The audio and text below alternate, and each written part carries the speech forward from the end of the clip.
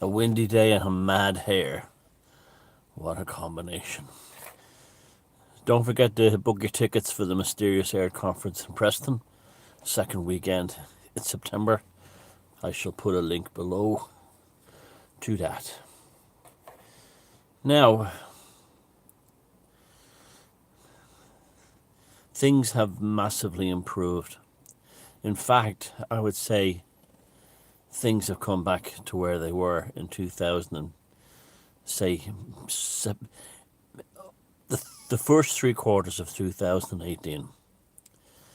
I know for a fact that every fibre in my being tells me.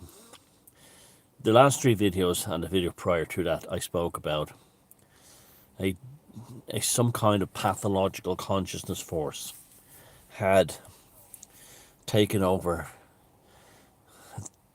humanity, and in particular the globalist leadership, and they had used this as a means to attack humanity. Our governments declared war upon us from spring 2020 on, but it really began around August, September. No, it's August, September, particularly September, mainly August, September 2018. Wickedness went on the march. Wickedness and cunningness and deviousness and sneakiness was sort of the pre-planned strategy of this pathological force that overtook humanity and which is now gone. The clotted blood child, as it manifested to me in a dream. This entity is not so much a being, but more of a case of a kind of a spiritual version of mass formation. Mass formation spirituality, but dark. And it became very apparent how wicked this monstrosity was by early 2019. 2019 was an awful year. Well, it was actually a good year for me because I got a lot done, but in terms of the world, you could feel the creeping darkness, the creeping shadow. What began in September 2018. All the wickedness in the world, all the madness in the world started to really move about that time. And this was kind of like the shock troops of what was to come. And you will find that there were instances in your life that took place late 2018, early 2019, that were sort of like mirrors of what was to come at the globalist level. You think back now, I always thought about 2008, the crossover period of 2008 and 2009 was a shift in humanity towards the cynicism that has millions of billions now questioning the world leadership. That began in 2008, 2009, this shift. And many people that we say woke up around that time. Now, 2018, 2019, which is interesting because it's exactly a decade later, the same thing happened. It was almost like a twisting of consciousness, and that anything that was nasty, anything that was wicked or predatorial made its move around that time. Anything that was devious and clandestine and hid its true colours behind an image began to show its claws around that time. Not necessarily through nastiness, but through things like love bombing, through things like pretending to support. It was you will find there was a lot of that went on then. It was almost like the spider beckoning the prey into the web kind of thing. And the same thing happened in 2020-21, where the spider on a global level beckoned them into its poison web. So you always see you get these kind of small shoots before the main event, and they happen in your personal life, and they happen to people around you in your work life, and you notice the same, that when the big thing comes a year or so later, 2 years later, you realize that was like a foreshadow on the macro level on the micro level was to come on the macro level. Very interesting when you, very, very, very, very interesting stuff. Now,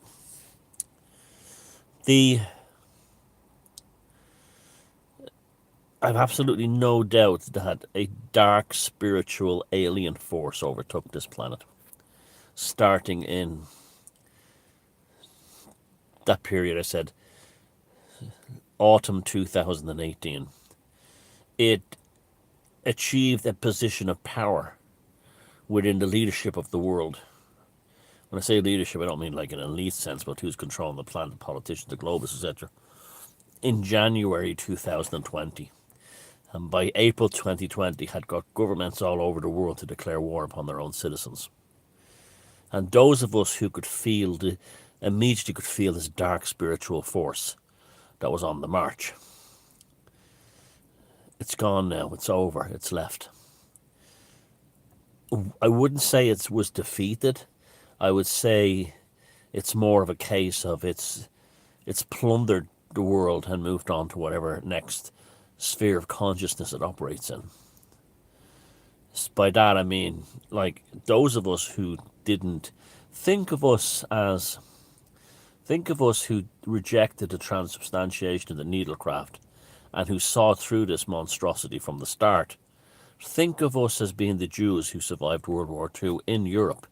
There were large numbers of Jews who survived the whole World War II. And other people who had defected from different armies and stuff. And they found the way to survive in society and hide at the same time. Someone went to live in the woods, someone had lived in cities and got away with it. But it was all how they did it. And there was like large numbers of people who were wanted by the Third Reich for political crimes, and they survived the whole war. And they survived it by, there's almost like a way you can be invisible in society. Because they had it's just, well, we're like that. Those of us who refused or rejected the transubstantiation of the sacred needlecraft, that's us. And so it's not a victory as such, because the world has been plundered by wickedness.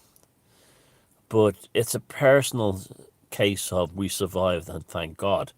Just like Genghis Khan,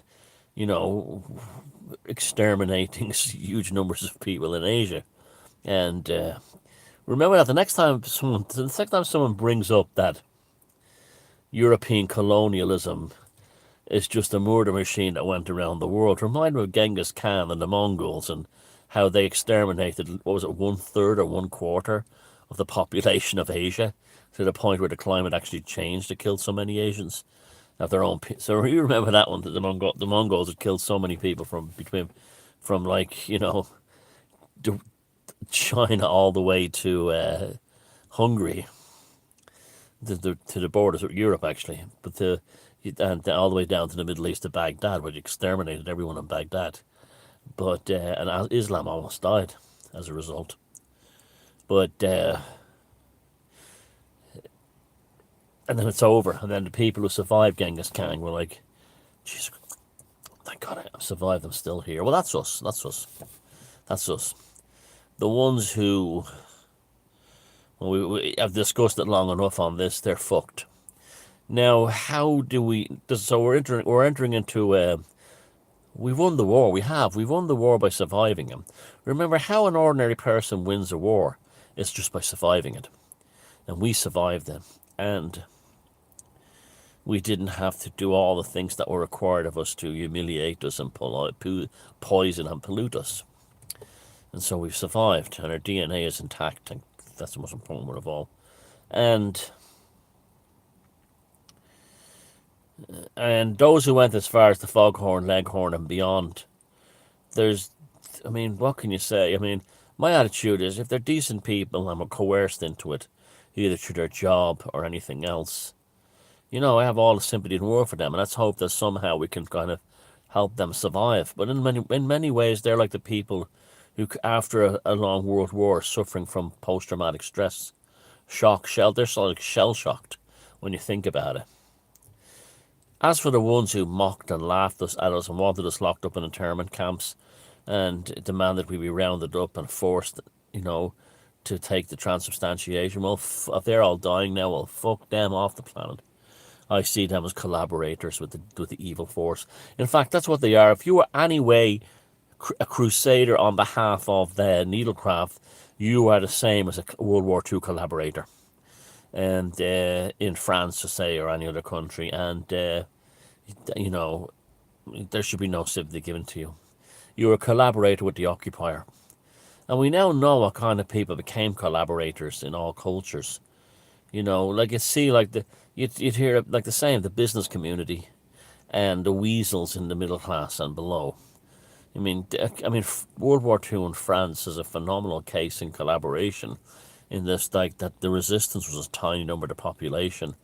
The vast majority of the French population were actually all right, and it's a shameful thing that, well, they were all right, but they were like doing business with them. Like there was huge contracts and orders given for the Third Reich into French businesses and engineering and science and stuff like that, and universities even, and everyone kept their job, and you know, business was good during the time of the Reich in France. And there was a thing, you know, the only thing that's it only turned towards the end, and the main thing that stopped was something called horizontal collaboration, and that was French women selling themselves or giving themselves for sex with German soldiers. That actually miffed the macho-ness of the French men, and that, but otherwise the resistance was tiny in France, and we now see that happen in the real world. We were the resistance, and well, small we were compared to the overall population. I mean, like, they're cowards. I mean, you have to understand that most we all, you know, it's probably, maybe it's always been the case, but what we've really discovered is the Western man. Most of them are just cowards. That's the only word you can describe as cowards. And for all their, you know, Civil War reenactings in action, and all their violent video games, and all their cosplay dressing up as superheroes, or all this kind of thing, or historical battle recreation, they're all fucking cowards.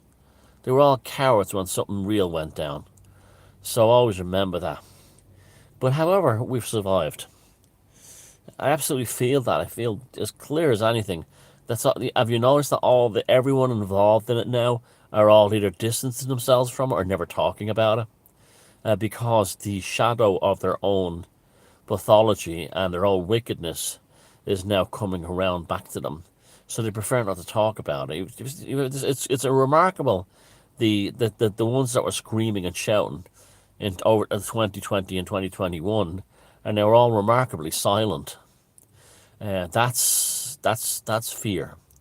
That's the collaborators fearing, because the invading army that gave them courage, this pathological demonic force that swept across the earth, has now left them, and they're in the same position as the Hungarian communists after the 1957 uprising in Budapest, and they're going to have to face the Hungarian people, or the 67 uprising in the Czechs, or the French after World War II, or the Italians after collaborators with the Nazis after World War II as well.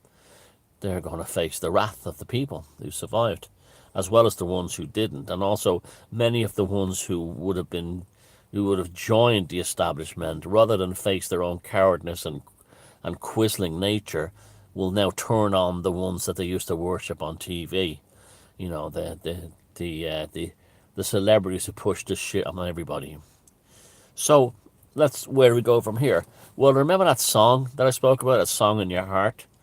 Well, now's the time to start getting your mojo on with that. Being creative and so on. I'm actually going to take the last quarter of the year off from social media completely. And I want to do things I've neglected in recent times. Maybe because I was a soldier on the front line. That's why. I was a soldier. We were soldiers on the front line, and the war is over. So now I want to do the things.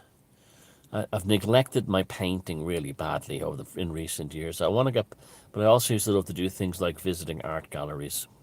And I want to take some time off this autumn, and until after Christmas, to just to to do something like I want to get painting again, and a few other things. I don't want to take a complete break from social media, and hide away for a while, and just do things like that, just as a kind of a restorative return to me, following what went down in the last 2 years, because it didn't take a lot out of me, but it took a lot away from me. You know what I'm saying? Things I wanted to work upon, and that's okay. I mean, I felt like I had a duty to, you guys and my friends and people I love, to try and say, hold on a second, we're being ass raped here by something incredibly evil, and it's almost like an I would say an anticlimax. It's like, now that I'll tell you what I won't do, and I'll tell you what you guys shouldn't do. You shouldn't be looking for the next war to fight. This is why I despise protesting and activism, and will never be one. Is because activists, if you're an activist or you protest, you just move on to the next thing. Yes, I know there are very serious issues in the world, you know, after the Rona and all that stuff. But I'm not interested in fighting them. I'm not. I'm not. I'm done. That was my. And you know me. You've been following me for years, and I never took up. I never took up the sword like I took up the sword for that thing. And my attitude has always been like, no contact and stay away, stay clear. But in that case, we couldn't go no contact, because it were literally our lifestyle as we Europeans and Western people was absolutely on the knife edge of being removed, and they almost got away with it. And that's another thing, we should be not ashamed to be proud of ourselves. If you look where we are now, with the exception of not being able to travel into Canada and the US from overseas, every other restriction has been destroyed or removed. And if you had told me in, say, summer or autumn 2020 that where we are right now, what we have right now, I'd have been absolutely delighted. You mean the ID pass is gone? All the restrictions are all gone? Everything like that is gone? They've turned on the media. More and more people are waking up. They're telling them to shove the latest needle crap up their ass. That's actually happened. I would have been delighted. So you should be thankful that we've actually got this now. But now is the time for restoration. Now is the time for recovery. Now is the time to put the sword back into the thing. I'm not interested in going on war against the next thing or some other issue. That's not what I'm about. I'm not an activist. And I'm not saying there's anything wrong with other people who want to go and take up other activists. I'm not involved. I'm out. I want my creative life back. I want the way things were before autumn 2018. I'm done with that. Just because you've won one war, I'm not going to go looking for the next.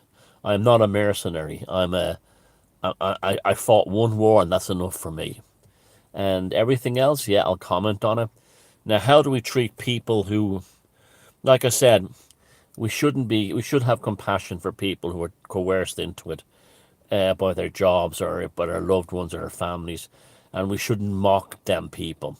The ones who were nasty to us and laughed at us and made fun of us, absolutely mock them, especially if they suffer, because they deserve what they got. They're collaborators, and they're willing collaborators, as opposed to other ones who were coerced into it. Anyone who's coerced, we must fucking be kind and loving towards them. And anyone who was a propagandist of it, or anyone who was a sneaky quisling who was making fun of us, who tried, all we want to do is determine their own healthcare, they're scum. Whatever happens to them, it's bad. They deserve it. That's karma in action. That's natural law in action. But don't be, like they were laughing at us whenever there's a story in the early days of someone who refused the needlecraft, or didn't believe in the Rona, or said their families and died, and they would always make fun of them. Darwin's law. Let's not sink down to their no. Let's sink down to the level of the ones who would do that, but not to everybody. Anyone who's coerced into it, and to have compassion. Don't be a scumbag like them. But we haven't defeated. This is the hubris thing. We won the war against our scum here, But this pathological force, it just moved through the earth, this pathological consciousness, it possessed and overtook the globalist leadership. They did what they did. It harvested the souls and the life and the blood of billions through, and then colonialization, and then it moved on. And I'm absolutely, it's gone now. It's not on this planet now. It's gone. Having said that, the damage it left is catastrophic. And at a social level, at a cultural level, economic level. But having said that, we are like, you ever see those videos of World War II? And they show like Berlin, like a couple of weeks after the war ended. And you see these armies of men and women rebuilding the houses in bomb Berlin. Well, that's us. Okay, it's shit that we have to rebuild the houses in a metaphorical sense. It shouldn't have to come to this, but by Jesus, it's better doing this than being in a hole in the ground. And that's how we should be very grateful and give ourselves credit for doing this. We should be giving ourselves credit. So I'm not interested in the next thing. I'm not interested in looking for another fight. I'm not interested in other causes. I've never been interested in causes. This was the only one, because literally it was a spiritual war, and that was what I was fighting against, and that's it basically. So you know, that song is in your heart. Get out there and sing it, because you've got space now.